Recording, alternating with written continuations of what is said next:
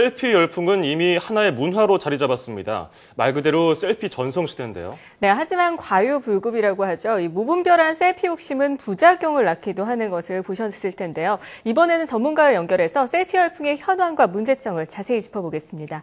평택대 상담대학원 차명호 교수 전화로 연결돼 있습니다. 교수님 안녕하십니까? 네, 안녕하십니까? 반갑습니다. 네, 반갑습니다.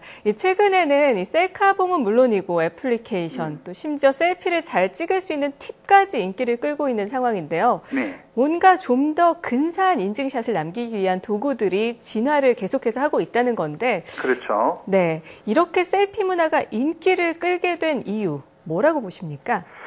이게 이제 몇 가지 이유가 있는데요. 일단은 이제 도구적으로 보면 접근성이 높아진 거죠. 과거에는 이제 카메라를 가지고 있어야지만 사진을 찍고 이랬는데, 최근에 이제 휴대폰만 있으면 바로 사진을 찍을 수 있기 때문에요. 접근성이 높아져서 이제 이런 셀피 문화가 등장을 하고 있고요. 네. 두 번째로는 이제 가변성이 높아졌다는 거죠. 무엇인가 하면 실제 자신의 모습과는 완전히 다른 모습을 가상세계에서는 만들어낼 수가 있는 거예요. 네. 그래서 자기가 만들고 싶은 모습 혹은 누릴 수 있는 모습들을 이 인터넷이라든지 모바일 상에서 가질 수 있기 때문에 자꾸만 찍어 올려서 완벽한 내 모습을 만들려고 하는 욕심들이 많아진 거고요. 네. 세 번째는 이제 기록성이 좀 늘은 거죠. 이제 예를 들면 셀피는 내가 어떤 장소에 있었다, 어떤 역사적인 일을 목격했다, 어떤 사건을 내가 보았다라고 하는 것을 증명할 수 있는 좋은 수단이 돼버리는 겁니다. 그런데다가 이제 이게 종합적으로 보면 타인과의 상호작용을 좀 쉽게 해주는 통로로 지금 이용되고 있다는 것이죠. 네. 예를 들면 신기한 장면이나 우스꽝스러운 사진이나 혹은 자신이 지금 경험하고 있는 일을 실시간으로 전달할 수 있거든요, 보면은. 예. 그렇다 보니까 대면 관계, 다시 말하면 얼굴을 바로 보고 있으면 하지 못할 일들도 이 화면상으로 충분히 전달할 수 있는 것입니다. 예, 그렇습니다. 그러다 보니까 이런 것들이 이제 생활 곳곳에 침투한 것이 셀피 문화가 인기를 끌게 되는 어떤 도구적 측면이라고 그렇게 볼 수 있겠습니다. 예. 네. 그러니까 뭐 만족감도 높일 수 있고 그런 상황을 요즘 또 잘 어우르고 있어요. 셀프 그렇죠. 예. 카메라를 할 수 있도록 스마트폰도 많이 보급이 됐고. 네네. 예, 그런데 이렇게 기억에 남기고 싶은 사진 찍는 거 이해합니다. 뭐 이거 싫어하는 사람은 없으니까요. 그렇죠. 그런데 이 점점 경쟁하듯이 도를 넘어서는 인증샷을 찍는 사람이 많아지고 있습니다. 네네. 이런 사람들의 심리 상태는 뭘까요? 일단 이제 그 부적절한 인증샷, 그 셀피 자체보다도 부적절한 인증샷 찍는 사람들의 심리에 좀 더 초점을 맞춰 보면은요. 네. 예. 이것은 이제 자기 주변 사람들만 볼 것이라고 하는 폐쇄성에 대한 믿음이 지나친 거예요. 그러니까 뭐 예를 들어 수술실에 사진 하나 찍었다. 그러면 이거는 자기가 아는 사람들만 볼 거다. 이러기 때문에 폐쇄성에 대한 믿음이 지나치다 보니까 이 부적절한 인증샷을 찍게 되고요.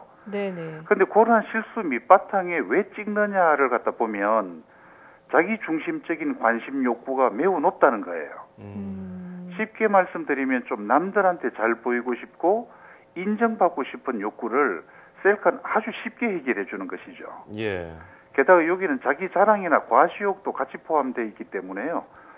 이 자신이 하는 일, 그러니까 뭐 수술 같은 수술 장면들, 혹은 자기가 목격한 사고 같은 것들을 자랑하고 싶은 마음이 과도하게 되다 보니까 타인들의 심정은 전혀 헤아리지 못하고 자기가 관심 받는 데만 초점이 맞추시다 보니까 이런 부정적인 일들을 서슴없이 일에 자행할 수 있는 이런 심리적 구조가 만들어지게 되는 것 같습니다. 네, 그러니까 과시욕, 인정을 받고 싶은 인정 중독 부분이 아닐까 이런 생각도 해보게 되는데요. 그렇죠. 네, 이 같은 부적절한 인증샷을 남겨서 사실 곤욕을 치르는 일이 한두 가지가 아니고 우리나라만의 문제가 아닌 것으로 보입니다. 외국에서도 네네네. 부적절한 셀피로 곤욕 치른 사례들이 꽤 많이 있지 않습니까? 네네. 네, 어떤 것들이 있는지 예를 좀 들어주시죠.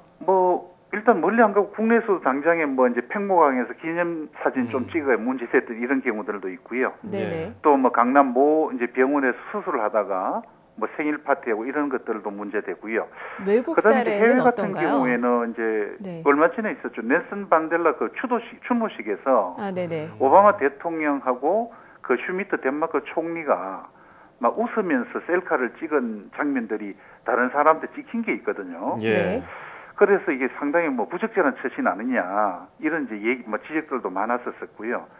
또 중국에서는 뭐 시안시에서 그때 수술 중에 의료진들이 왜 단체로 기념사진 찍은 거 있지 않습니까? 네. 그런 문제들.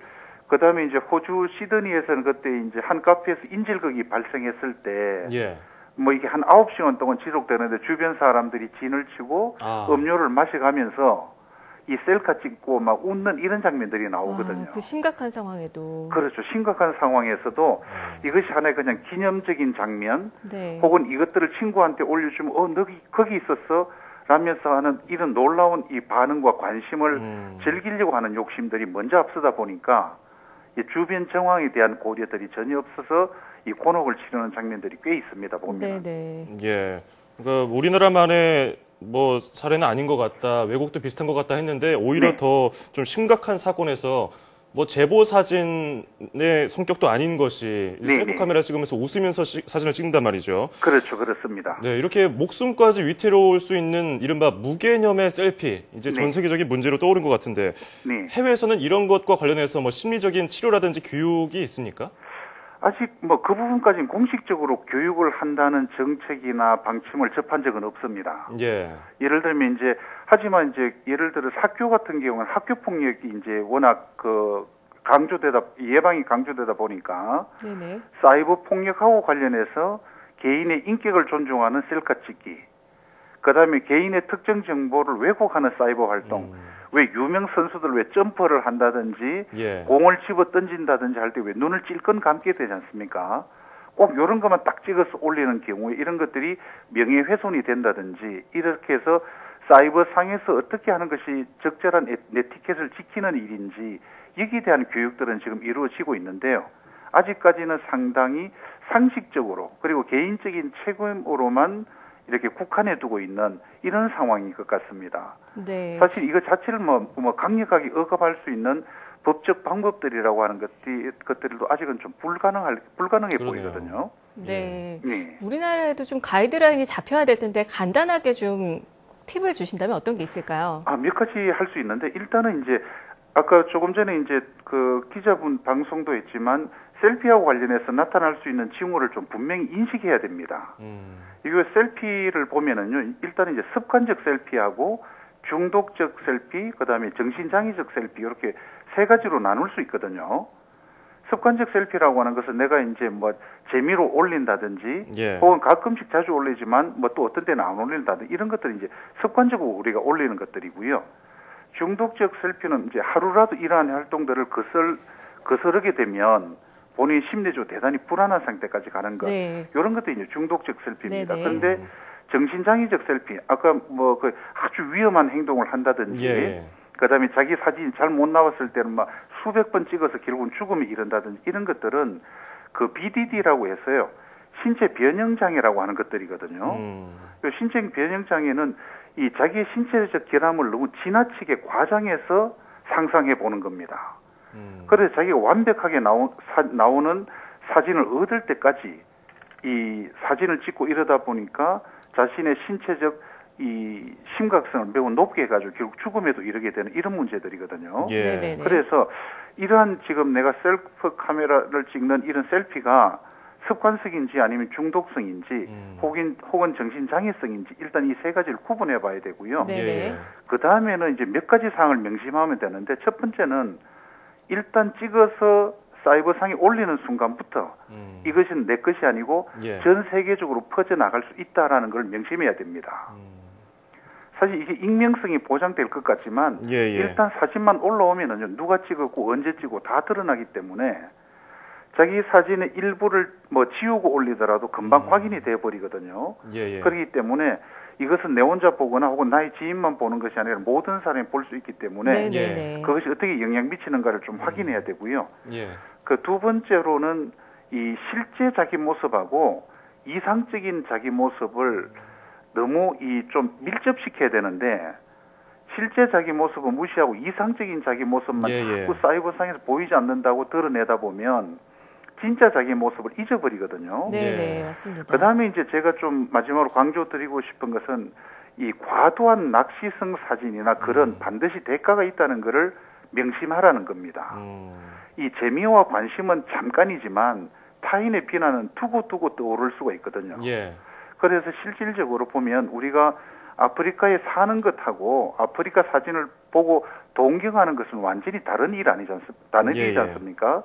그렇기 때문에 현실의 자기 모습하고 실제 그 이상적으로 생각한 자기 모습을 일치시키기 위해서 과도하게 관심을 추구하지 않는 것이 정신 건강에도 도움이 되고 이렇게 부적절한 처신이나 이 부작용에서도 벗어나는 길이라고 생각을 합니다. 네, 알겠습니다. 자, 일단 객관적으로 자신을 바라봐야 될 것 같아요. 지금까지 평택대학교 상담대학원 차명호 교수와 함께 이야기해봤습니다. 오늘 조언 감사드립니다. 감사합니다.